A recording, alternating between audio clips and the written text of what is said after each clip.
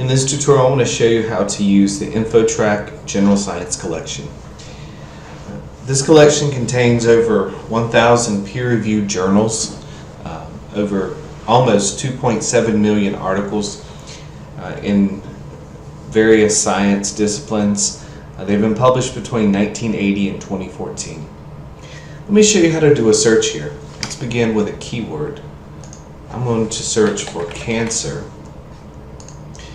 And below, I'm going to click on Documents with Full Text. If you click on this, you'll get articles where you can read the full text of the article and not just a citation. I'm also going to click on Peer Reviewed. So in a lot of circumstances, your professor is going to ask for peer-reviewed or scholarly journal articles. You can click on this, and now I'm going to do a search. Okay, I see here I get over 11,000 results. So that's a lot of results. There's a couple of ways that I can limit my search terms.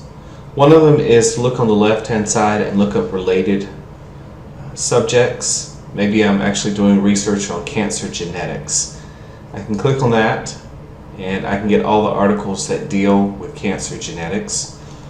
Another way to limit my search is to go to the subject guide search. This is where you would go to type in a broad subject heading, and you'll be able to see all the subdivisions or subtopics within that. So I type that in and I see cancer listed here and then subdivisions. I'm going to click on subdivisions and it shows me all the subtopics within cancer. So let's say I want to read about complications and side effects of cancer. I can click on this and I get the journal results about that. I can also do an advanced search. So if you want to put together multiple search terms, you can do this. I'm going to type cancer here, and then I'm going to type genetic here, and I'm going to put an asterisk after this. In database lingo, we call this wildcard searching. What this allows you to do, it allows you to search for all variations of genetic. So genetic, genetics, plural, genetically, anything like that, any variation of genetic, you can search by putting an asterisk after the end of the root. And notice here I have a couple of options. I can choose and, or not. And this is called Boolean searching. Whenever you do an and search, you search for these two keywords together. So cancer and genetic, genetics, or some kind of derivative. You can do an or search.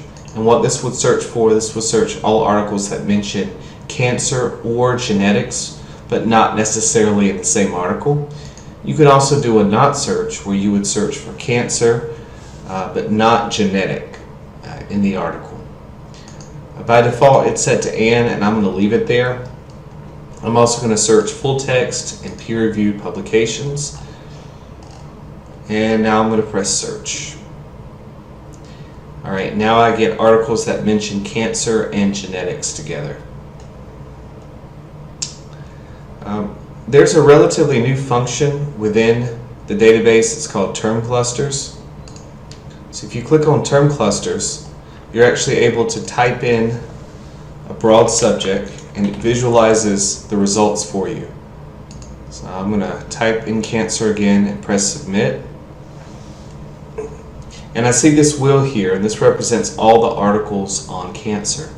This inner wheel, or the inner tier of the wheel, are broad subtopics within cancer. So there's one on cancer treatment. If I click on this, I'll get all the articles about cancer treatment.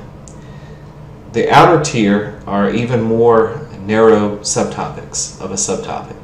So if I wanted to read about cancer treatment and childhood cancer, I could click on this and I get articles that specifically deal with childhood cancer and treatment.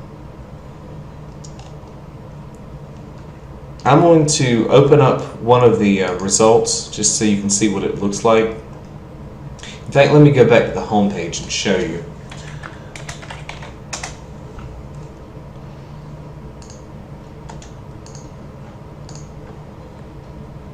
Alright, When you search for results, you can either click on full text. Sometimes it's available as a PDF, as this one is here.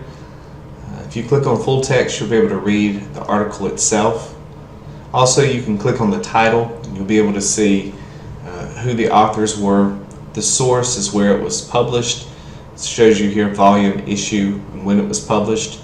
And you notice on the right, you can print the article. You can email the article to yourself or to your friends.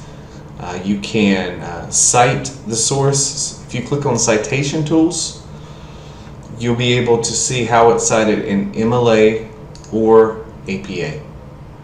So these are just some basic search tips for the General Science database. Hope this helps. Thanks for watching.